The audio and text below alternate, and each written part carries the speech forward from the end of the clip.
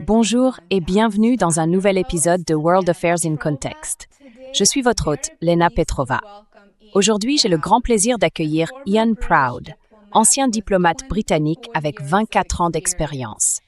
Ian a occupé le poste de haut fonctionnaire à l'ambassade britannique à Moscou et il dirige aujourd'hui une excellente chaîne YouTube et une page Substack, The Peacemonger, que je recommande vivement. Je mettrai le lien ci-dessous. Aujourd'hui, nous discutons avec Ian de l'un des sujets les plus déterminants de la géopolitique mondiale, les sanctions économiques contre la Russie, et ce qu'elles signifient réellement pour l'Europe, les États-Unis et le conflit par procuration en cours en Ukraine. Ian, bienvenue dans l'émission et merci beaucoup d'être avec nous. Merci Lena, c'est un plaisir de te rencontrer enfin. J'admire vraiment ton travail. De même, j'étais très enthousiaste à l'idée de cette conversation moi aussi, car je ne pouvais pas imaginer meilleur expert pour discuter des sanctions contre la Russie. Vous avez été directement impliqué dans le processus d'imposition des sanctions au cours de votre carrière diplomatique. L'UE a commencé à sanctionner la Russie dès 2014 et depuis 2022, l'UE même et le Royaume-Uni ont adopté 19 séries distinctes de sanctions visant divers secteurs de l'économie russe. Pendant ce temps, les économies européennes sont en déclin. Par exemple, juste un petit exemple ici, selon la Banque mondiale, la croissance du PIB réel en Allemagne l'an dernier s'élevait à 0,2%. C'est absolument négligeable. La France a connu une croissance de 0,6% et l'Italie de 0,5%, tandis que le PIB réel de la Russie a augmenté de 0,9%. Et malgré de nombreuses preuves que les sanctions occidentales se retournent contre leurs auteurs, qu'elles ne fonctionnent tout simplement pas, le 20e paquet de sanctions était sur le point d'être approuvé. Mais bien sûr, la seule voie raisonnable de l'UE et la Hongrie, y a opposé son veto. Ian, que pensez-vous de ces tentatives répétées de sanctionner la Russie alors que les économies européennes en subissent les conséquences?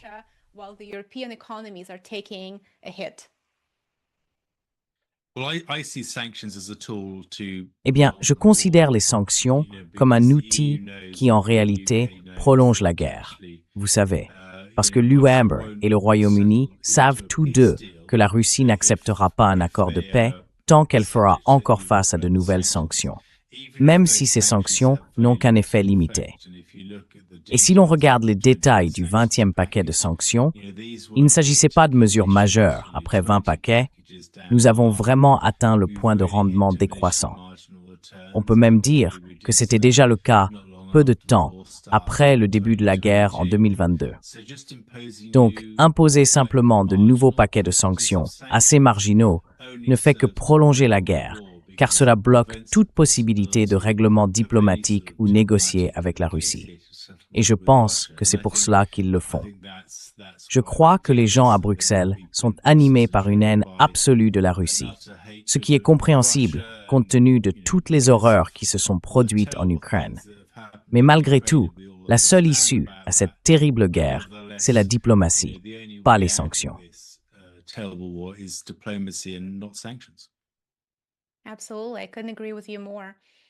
Absolument. Je ne pourrais pas être plus d'accord avec vous. Bien sûr, en matière de politique étrangère, les sanctions économiques sont devenues depuis des décennies un pilier de la politique des États-Unis et de l'Europe, malgré l'impact tragique, vraiment tragique, qu'elles ont sur les populations civiles des pays visés. Étrangler économiquement des États non alignés fait sans doute partie de la guerre hybride et vise clairement à nuire aux civils du pays ciblé et à déstabiliser l'état de l'intérieur afin de le contraindre à entreprendre certaines actions qu'il n'aurait autrement pas entreprises. Nous avons vu ce scénario en Syrie, en Libye, à Cuba et également en Iran. Mais la Russie s'est révélée différente. Pensez-vous que les sanctions européennes aient eu un quelconque effet significatif ou un effet intentionnel notable sur la trajectoire militaire de la Russie?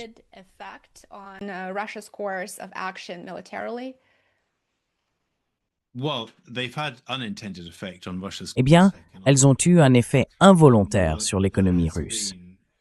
Cela signifie que la Russie a complètement réorienté son économie pour ne plus dépendre excessivement de l'Europe. Vous savez, on parle de couper les 12% restants de l'approvisionnement énergétique, le gaz, en provenance de Russie.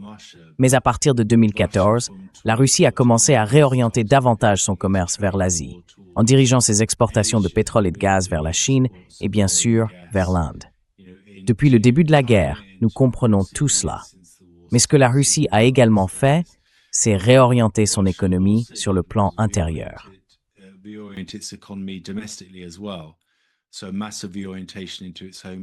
Ainsi, une réorientation massive vers son secteur agricole national.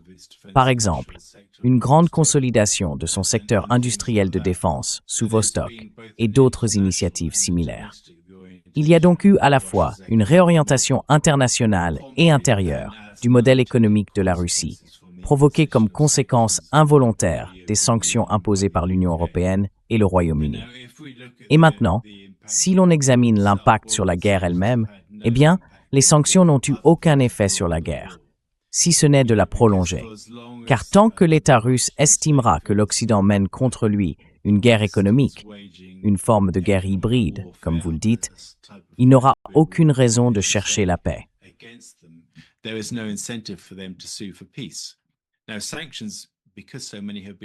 Aujourd'hui, les sanctions, parce qu'un si grand nombre ont déjà été introduites, plus de 20 000, et il doit bien y avoir près de 30 000 sanctions distinctes imposées récemment à la Russie, sont bien plus nombreuses que pour tout autre pays sur la planète. Et pourtant, la Russie affiche encore de meilleures performances économiques que ses États. Le rôle positif que les sanctions peuvent jouer réside dans leur levée. Si, dans le cadre d'un processus de paix négocié, un plan est mis en place pour lever les sanctions afin de témoigner de la bonne foi dans les négociations, pour définir une trajectoire claire avec la Russie et instaurer la confiance dans le processus de paix, car ce processus est à double sens. La Russie doit y consentir, tout comme l'Ukraine et l'Europe. Alors, les sanctions peuvent favoriser la paix par leur suppression. Je pense donc que la discussion future sur les sanctions devrait être la suivante. Comment pouvons-nous lever les sanctions afin de favoriser un accord de paix en Ukraine?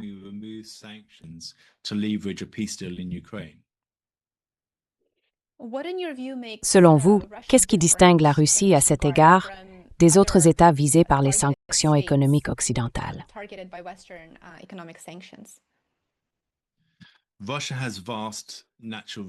La Russie possède d'immenses ressources naturelles, non seulement celles présentes dans le sous-sol, comme le pétrole et le gaz, mais c'est aussi le plus grand pays de la planète, avec d'immenses forêts. Elle dispose en réalité d'un secteur d'enseignement supérieur remarquablement performant, ce qui lui permet de créer des emplois et de former des diplômés de qualité pour travailler dans les secteurs technologiques les plus avancés de l'économie. C'est un pays très sophistiqué, doté d'une base de ressources solides sur laquelle il peut s'appuyer, non seulement pour répondre à ses besoins internes, mais aussi dans le cadre de son modèle de croissance économique axé sur les exportations. Ainsi, contrairement à un pays comme Cuba ou la Syrie, qui ne dispose ni de la taille de population, ni de la géographie, ni des ressources naturelles nécessaires, la Russie possède les trois. Et je pense que cela lui confère une force et une résilience remarquables sur lesquelles elle peut compter lorsqu'elle est soumise à des pressions économiques extérieures.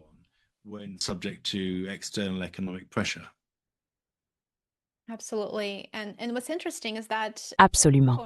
Et ce qui est intéressant, c'est que depuis de nombreuses années maintenant, les médias grand public occidentaux, il y a tant de chaînes différentes et toutes ont diffusé cette idée selon laquelle c'est à cause de ces sanctions que l'économie russe serait pratiquement au bord de l'effondrement. Si ce n'est pas aujourd'hui, ce sera demain. Elle s'effondre, vous savez, en utilisant des puces électroniques provenant de machines à laver et toutes ces choses-là. Et bien sûr, cela s'est avéré faux et n'était que de la pure propagande, mais ils évitent généralement de parler du déclin des économies européennes dû à la hausse des coûts de l'énergie, à la rupture disons avec l'énergie russe, et avec d'autres formes de coopération avec la Russie, parmi de nombreux autres facteurs. Et donc, puisque vous êtes basé en Grande-Bretagne, et je pense que votre opinion serait très précieuse à ce sujet, comment percevez-vous ou à quel point le contre-coup a-t-il été important pour les économies européennes par rapport à la Russie?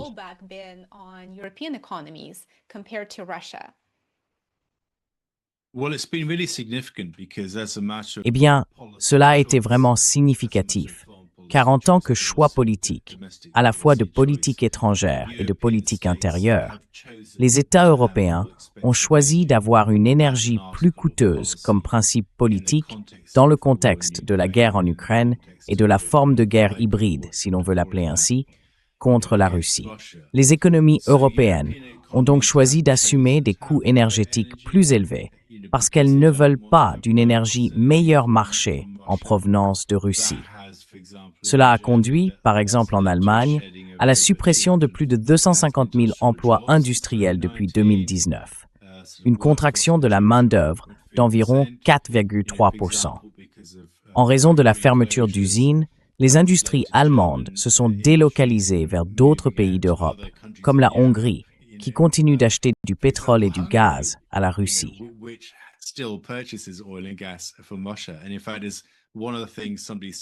Et en fait, l'une des choses que quelqu'un a dites, après que la Hongrie a opposé son veto au 20e paquet de sanctions, c'est que si la Hongrie avait effectivement accepté ces sanctions, si elle les avait reproduites et avait cessé d'acheter du pétrole et du gaz russe, alors les usines allemandes auraient cessé d'investir en Hongrie. Car, soudainement, les prix de l'énergie en Hongrie seraient devenus les mêmes que dans le reste de l'Europe. Alors, pourquoi s'en donner la peine? L'autre facteur, c'est que les prix de l'essence doubleraient du jour au lendemain en Hongrie et que les prix de l'énergie domestique tripleraient, voire quadrupleraient. Et quel gouvernement national, quel gouvernement démocratiquement élu choisirait d'imposer des prix plus élevés à son économie et à ses citoyens au nom de la politique étrangère?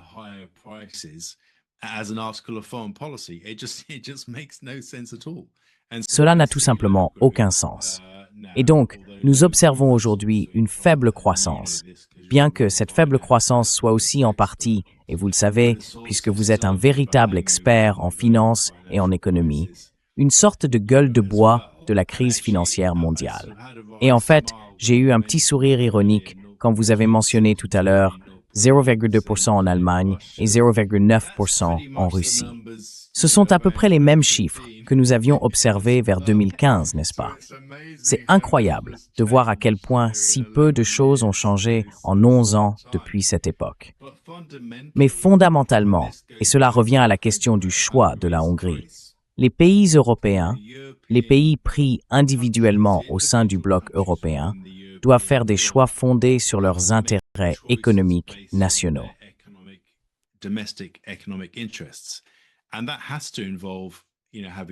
Et cela doit impliquer, vous savez, d'avoir des prix de l'énergie plus bas pour réindustrialiser et stimuler leurs économies.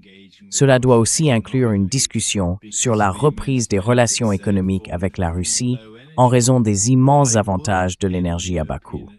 Pourquoi une économie européenne raisonnable penserait-elle qu'il existe un argument économique solide pour acheter du gaz naturel liquéfié aux États-Unis à 2 ou 3 fois le prix du gaz acheminé par pipeline depuis la Russie? Cela n'a absolument aucun sens.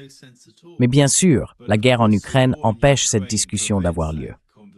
Et c'est encore une autre raison pour laquelle cette guerre devrait cesser, afin qu'une normalisation économique véritable, approfondie et réfléchie puisse tenir forward.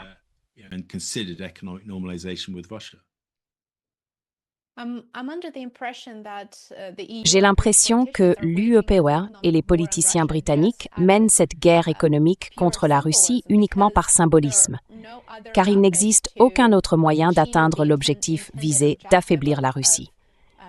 Et les sanctions se retournent clairement contre eux. Mais il semble que l'UEPR et la Grande-Bretagne les utilisent, comme vous l'avez mentionné, pour faire du bruit d'une certaine manière.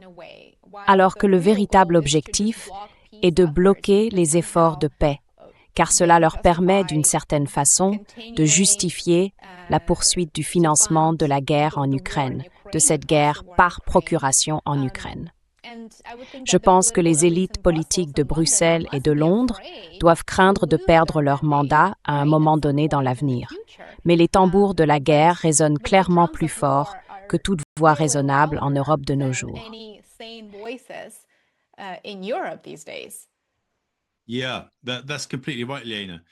Oui, tu as tout à fait raison, Lena. Et comme je le dis depuis très très longtemps maintenant, je commence à en avoir un peu assez de le répéter. Je l'ai dit tellement souvent. J'espère qu'un jour les gens à Londres m'entendront et que les gens à Bruxelles m'entendront. Le paradoxe dans lequel ils se trouvent, c'est qu'ils ne veulent ni la paix ni la guerre. Ils sont coincés entre les deux. Tu vois, ils ne veulent pas vraiment que les pays européens fassent la guerre à la Russie. Ils sont contents que l'Ukraine fasse la guerre à la Russie, mais ils ne veulent pas non plus la paix avec la Russie. Ils ne sont pas prêts à engager un véritable dialogue diplomatique. Donc ce qu'il reste au milieu, c'est la dévastation pour l'Ukraine et des gestes symboliques, purement performatifs de leur part. Parce qu'ils n'ont pas de diplomatie et pas assez de troupes pour combattre la Russie.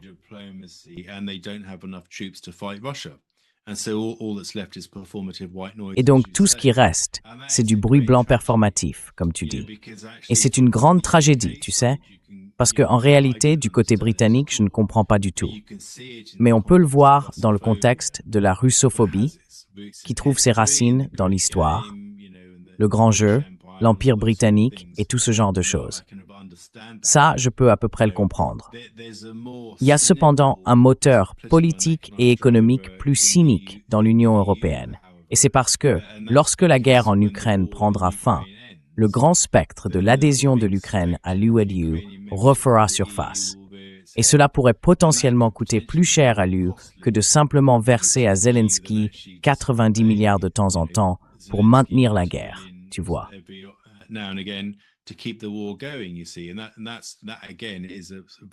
Et cela, encore une fois, est un point de blocage très cynique du côté européen.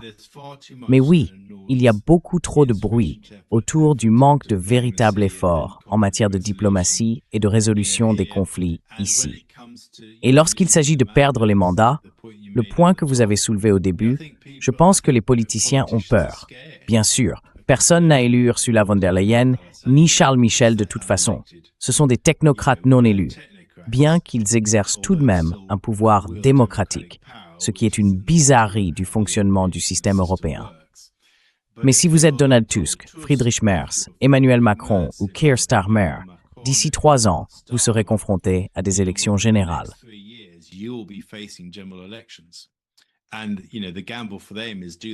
Et vous savez, leur pari est le suivant. Vont-ils limiter les dégâts de la guerre maintenant et admettre devant leurs électeurs qu'ils ont échoué, alors même que leur popularité est déjà en chute libre? Ou vont-ils espérer le meilleur, poursuivre la guerre et attendre cette sorte de défaite stratégique mythique de la Russie, afin de pouvoir dire qu'ils avaient raison depuis le début? Mais cela n'arrivera jamais. Ils sont donc piégés, et je pense qu'ils font tous face à une annihilation électorale. J'en suis vraiment convaincu. Une nouvelle forme de politique et une nouvelle forme de démocratie vont commencer à déferler sur l'Europe. Du moins, c'est ce que j'espère.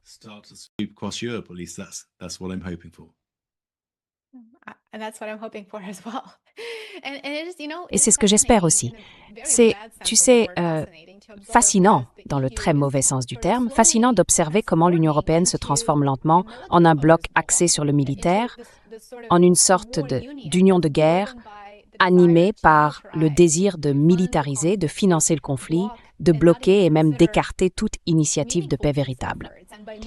Et par véritable, je fais référence à des négociations de paix qui ne se concentrent pas seulement sur la réconciliation entre l'Ukraine et la Russie, car ce serait un immense défi, compte tenu de l'influence de l'Ukraine occidentale à Kiev en ce moment et des forces pro-nationalistes, mais qui reconnaissent aussi que pour que des négociations de paix aient lieu, les intérêts de sécurité russes doivent être pris en compte. D'une manière ou d'une autre, il faut qu'ils parviennent à concevoir la façon de construire une architecture de sécurité eurasienne fondée sur l'Eurasie, menant, espérons-le, à la paix et à règlement négocié en Ukraine.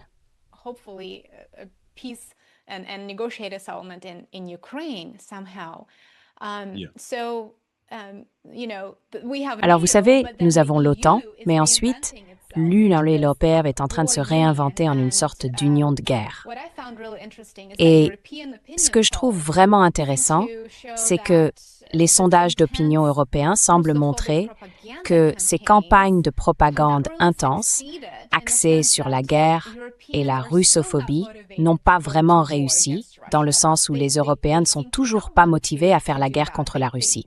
Ils ne veulent tout simplement pas faire cela. Ils ne veulent pas combattre la Russie. Mais ce qui me déroute, et peut-être pouvez-vous m'aider à comprendre cela, ce qui me déroute, c'est pourquoi n'y a-t-il pas plus d'opposition à ces politiques? Parce que, par exemple, ces politiques et ces sanctions ont fait grimper les prix de l'énergie et avec eux ceux des produits essentiels. Donc j'imagine qu'un Européen moyen a été directement touché par ces politiques. Alors, pourquoi ne voit-on pas plus d'opposition à celles-ci?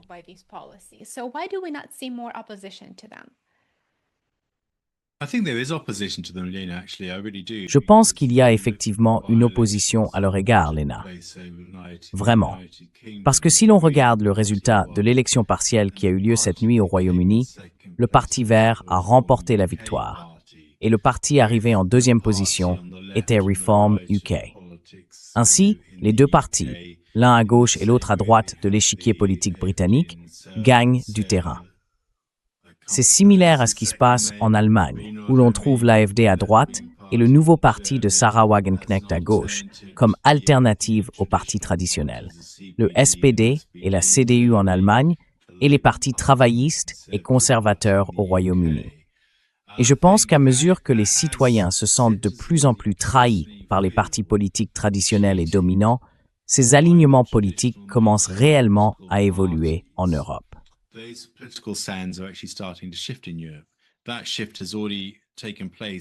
Ce changement a déjà eu lieu en Europe centrale. On le constate dans des pays comme la Tchéquie, la Hongrie et la Slovaquie, et d'autres du même type. Mais cela se produit aussi désormais en Allemagne. Cela se produit, pourrait-on dire, en Pologne. Cela se produit en France et au Royaume-Uni. Je pense donc qu'il existe une prise de conscience plus forte parmi les électeurs ordinaires. Nous l'avons d'ailleurs clairement vu lors du résultat de l'élection partielle au Royaume-Uni hier soir. Les citoyens veulent que leur gouvernement se concentre sur les priorités nationales et adopte une politique étrangère qui mette l'accent sur la coexistence pacifique et mutuelle avec les autres États. Si l'on revient maintenant à la dimension européenne, on entend souvent dire que l'OTAN constitue une sorte de parapluie de sécurité pour l'Europe.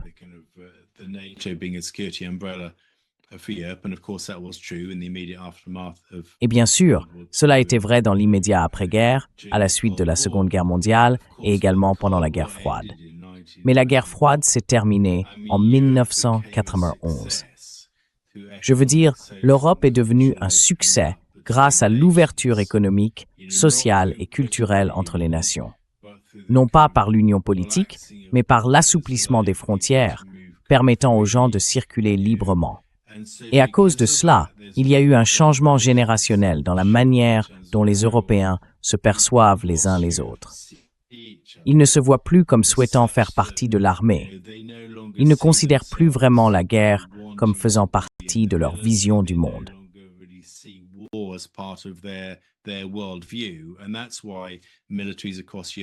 Et c'est pour cela que les armées à travers l'Europe peinent à recruter suffisamment de personnes.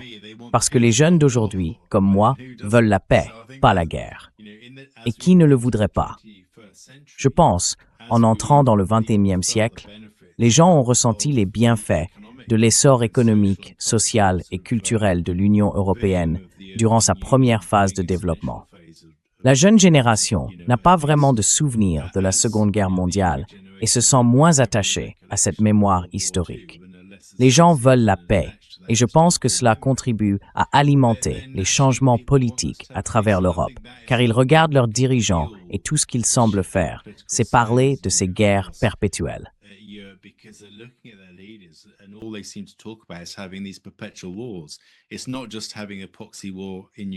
Il ne s'agit pas seulement d'avoir une guerre par procuration en Ukraine contre la Russie. Ce sont des personnes comme Kaja Kallas qui disent « Eh bien, après ça, nous nous attaquerons à la Chine ». Pendant ce temps, les gens disent « Vous savez, nous avons du mal à payer nos factures d'énergie. Nous voulons des hôpitaux où nos enfants puissent aller. Nous voulons avoir des emplois. Nous voulons de la nourriture sur la table. Ce sont ces choses-là qui nous importent, pas ces idées mondialistes fantaisistes. » Et je pense que ce changement est assez important et sismique. Nous n'en avons peut-être pas encore vu tous les effets, mais je crois personnellement que c'est la direction que nous prenons, et je pense que c'est une chose positive.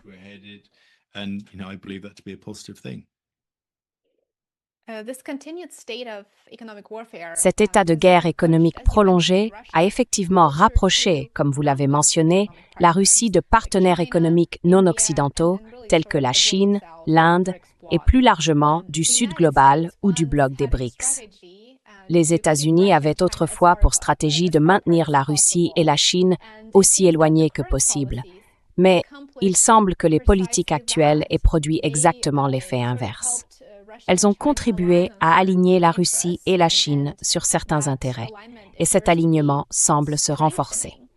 Je me demande donc à quel point l'Europe ou le Royaume-Uni se sentent menacés par ces liens de plus en plus étroits entre la Russie et la Chine, qui résultent en partie de leur propre politique.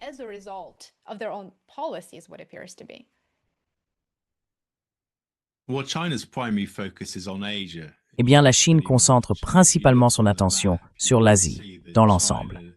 Et si l'on regarde la carte, on peut voir que la Chine, malgré le fait qu'elle deviendra bientôt la première puissance mondiale en termes économiques nominaux au XXIe siècle, je veux dire, c'est un changement inévitable qui se produit simplement en raison de sa taille et de son taux de croissance par rapport à son principal concurrent, les États-Unis.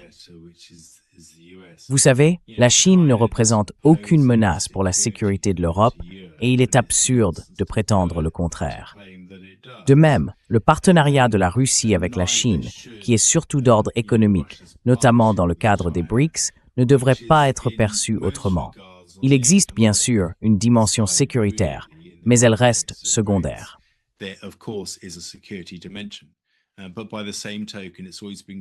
Mais, dans le même ordre d'idées, il m'a toujours semblé évident que la Russie souhaitait entretenir de bonnes relations à la fois avec l'Europe et avec la Chine, afin de ne pas avoir à choisir entre les deux, pour être tout à fait franc.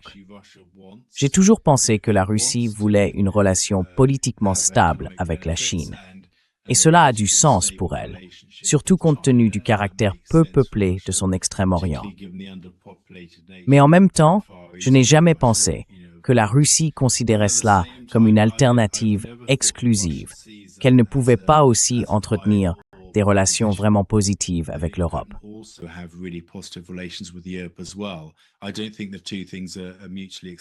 Je ne pense pas que ces deux choses soient mutuellement exclusives.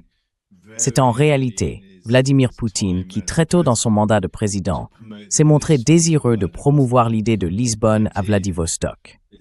Cette idée d'une zone économique eurasienne commune, sans tout le bagage politique des valeurs, du partenariat oriental et de ce genre d'initiatives, mais centrée uniquement sur les aspects économiques, sociaux et culturels.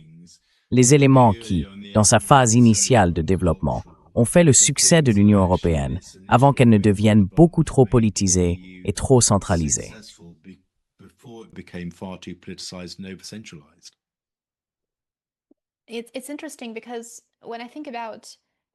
C'est intéressant car lorsque je réfléchis à l'intérêt de l'Europe dans ce dilemme persistant lié à la guerre en Ukraine et aux facteurs économiques, puis que je considère les intérêts de la Russie, il semble que la Russie serait plus qu'encline à renouer le dialogue avec l'Europe, peut-être à des conditions différentes de celles d'avant, bien sûr, puisque la confiance a été perdue et que la rhétorique actuelle en Europe ne fait que renforcer la confrontation avec la Russie. Mais il semble que, pour le président Vladimir Poutine, son point de vue soit qu'il est ouvert au dialogue avec tout acteur rationnel.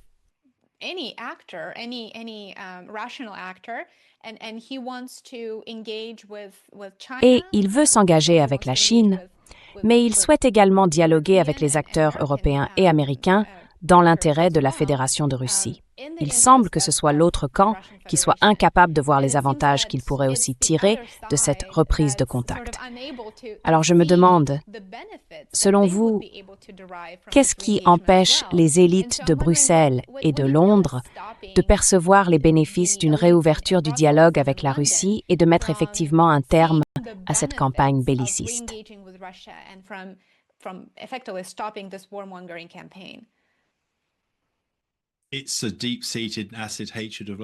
C'est une haine viscérale, corrosive, envers Vladimir Poutine. Et c'est aussi simple que cela. Ils le détestent absolument. Ils ne peuvent pas imaginer le considérer comme un véritable égal et un père, ce qu'il est, bien sûr. Il est le président du plus grand pays du monde sur le plan géographique, doté d'immenses ressources, du plus vaste arsenal nucléaire, d'une armée dont la force est clairement démontrée, d'atouts économiques et d'une population solide. Mais ce n'est pas seulement de la russophobie, c'est aussi de la poutinophobie. Je crains de devoir le dire. Et cela me peine de l'admettre, car comme je le dis souvent, la diplomatie ne repose pas sur l'amitié. Elle consiste à trouver des moyens de coexister les uns avec les autres.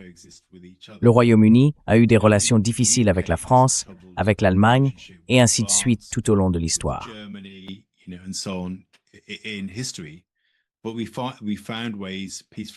Mais nous avons trouvé des moyens de coexister pacifiquement les uns avec les autres. Et cela devrait être possible, vous savez, avec la Fédération de Russie, quel que soit celui qui est au pouvoir. Et vous savez, pour revenir à ce que vous disiez sur la volonté de la Russie de s'engager, c'est aussi mon impression. Le meilleur événement auquel j'assistais chaque année lorsque j'étais basé à Moscou était le Forum économique international de Saint-Pétersbourg. C'était en quelque sorte l'événement économique phare de Vladimir Poutine, au plus fort de l'été, en juin, une période fabuleuse pour visiter Saint-Pétersbourg, une ville absolument magnifique. Il y a toujours eu cette ouverture à un véritable engagement avec tous les partenaires, asiatiques, européens, américains, et cette ouverture existe toujours.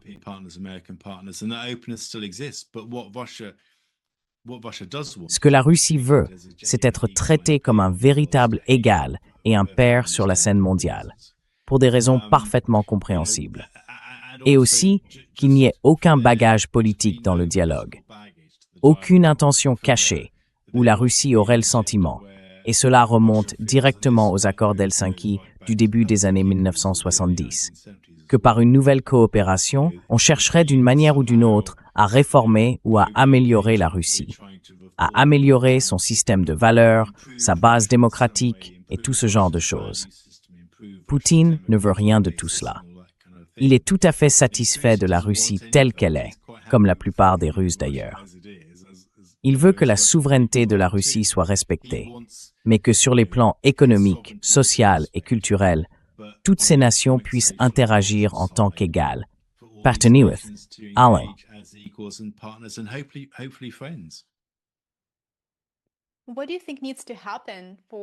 Que pensez-vous qu'il faille pour que les élites européennes se rendent compte qu'elles suivent littéralement une voie sans issue et qu'un rétablissement des relations avec la Russie est en réalité dans leur propre intérêt?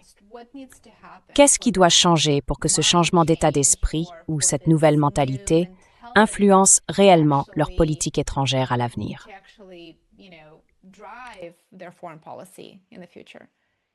Tu ne changeras jamais Kaja Kallas. Tu ne la transformeras jamais en lionne merveilleuse. Je serais d'accord avec ça. Bien qu'elle lise des livres, elle lit beaucoup de livres, a-t-elle dit. Donc elle doit... Oui, et elle boit aussi des cocktails apparemment. Elle aime boire aussi, on dirait. Et lire des choses sur l'univers cinématographique Marvel également. Mon Dieu, c'est une telle puissance intellectuelle. tu sais, cette personne. Mais ce qu'il faut, c'est un grand nettoyage de toutes ces figures russophobes et antidémocratiques, que les équilibres démocratiques évoluent et que les entreprises européennes jouent un rôle plus actif pour défendre l'idée d'un engagement économique. Et qu'il y ait, tu sais, quand la guerre prendra fin, comme j'espère qu'elle prendra fin bientôt, la réouverture des frontières, pour que les gens ordinaires d'Europe puissent se rendre en Russie quand ils le souhaitent, et que les Russes puissent venir en Europe sans être harcelés quand ils le veulent.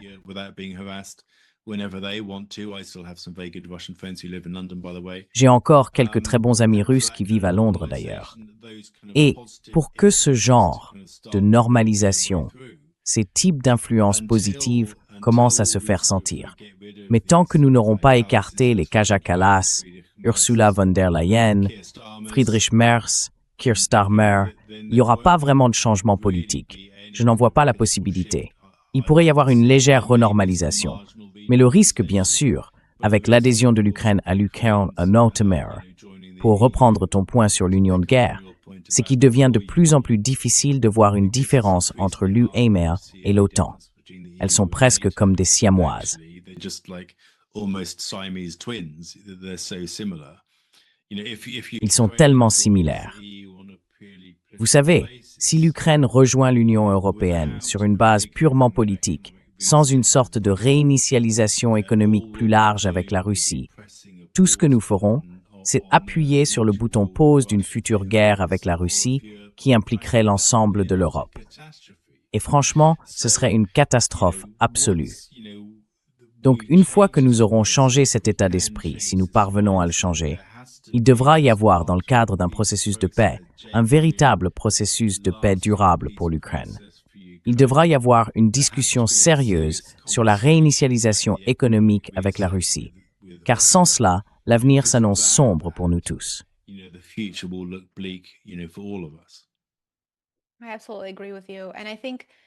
Je suis tout à fait d'accord avec vous.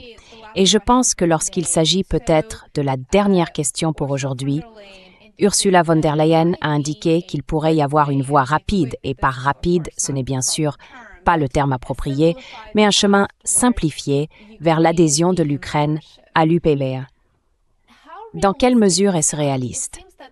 Il semble que la Pologne ainsi que les agriculteurs, les entreprises et les sociétés polonaises seraient très Pologne et la baigne à son mot à dire.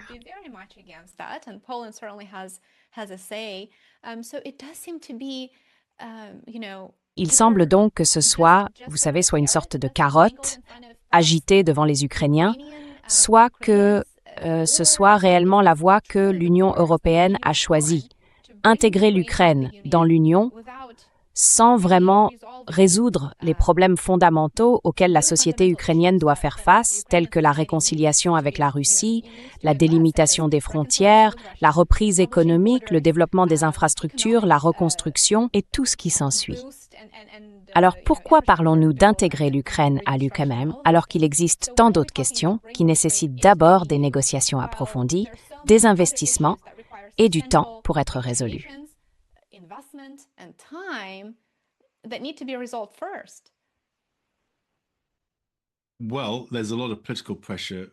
Eh bien, il y a beaucoup de pression politique venant d'Ukraine elle-même pour adhérer. Ils estiment que c'est la récompense qu'ils ont méritée en menant cette stupide guerre par procuration contre la Russie. Il y a aussi beaucoup de pression de la part des États-Unis, car ils pensent que l'adhésion de l'Ukraine à l'Union européenne serait une sorte de solution rapide pour les aider à conclure un accord de paix avec la Russie. Mais, comme vous le dites, il y a de nombreuses questions fondamentales à aborder. Évidemment, la discussion essentielle sur la relation avec la Russie une fois la guerre terminée, qui est absolument au premier plan. Mais il y a aussi beaucoup de processus ennuyeux et bureaucratiques. Ces chapitres doivent être négociés, 33 chapitres distincts de réformes que l'Ukraine doit entreprendre avant de pouvoir rejoindre formellement l'UEMO. Et sur beaucoup d'entre eux, l'Ukraine est très en retard en matière de mise en œuvre.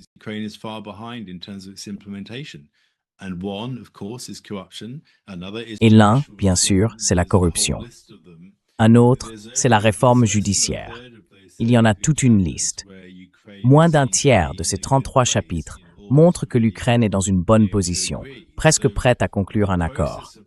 Ainsi, le processus de négociation et de mise en œuvre des réformes dont l'Ukraine a besoin pour être pleinement prête à rejoindre l'UE pourrait prendre plusieurs années.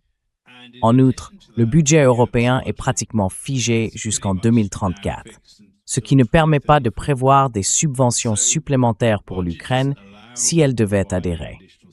Si l'Ukraine rejoignait l'Union en 2027, elle constaterait qu'elle ne reçoit pas les mêmes subventions que la Pologne.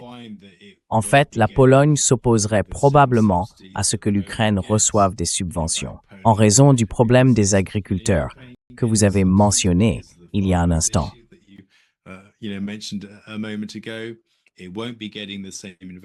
Elle ne recevra pas les mêmes fonds d'investissement en ce qui concerne ce qu'on appelle les fonds de cohésion, une partie des subventions de l'UE utilisées pour investir dans les routes, les infrastructures, le réseau énergétique et ce genre de choses. Donc, s'ils adhèrent d'ici 2027, eh bien d'abord, cela suppose que la guerre soit terminée d'ici 2027 et rien ne garantit qu'elle le sera. Au mieux, ils auront peut-être un drapeau sur leur bâtiment et Zelensky ou quiconque sera élu, car je ne crois pas personnellement que Zelensky serait réélu après la fin de la guerre. C'est l'une des raisons pour lesquelles elle se poursuit. Mais vous savez, le président assistant réellement à toutes les réunions de l'UTMOPW. Eh bien, l'Ukraine semble de toute façon assister à toutes les réunions de l'UCOMER.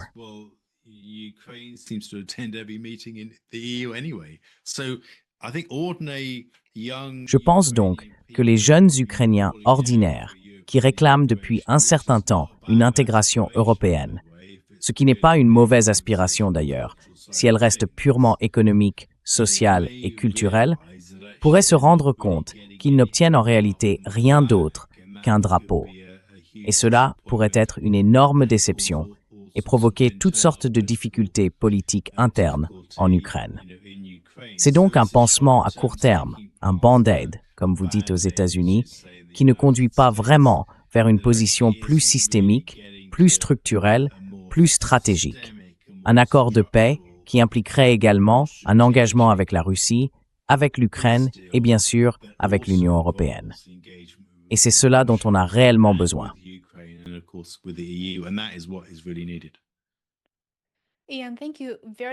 Yann, merci beaucoup d'être avec nous aujourd'hui. N'hésitez pas à le suivre sur YouTube et Substack. The Peacemonger est un projet formidable et je pense que nous devrions tous être des artisans de paix. J'ai hâte de vous revoir dans l'émission. Merci infiniment. Avec plaisir, Lena. Ravi de te rencontrer et merci beaucoup de m'avoir invité.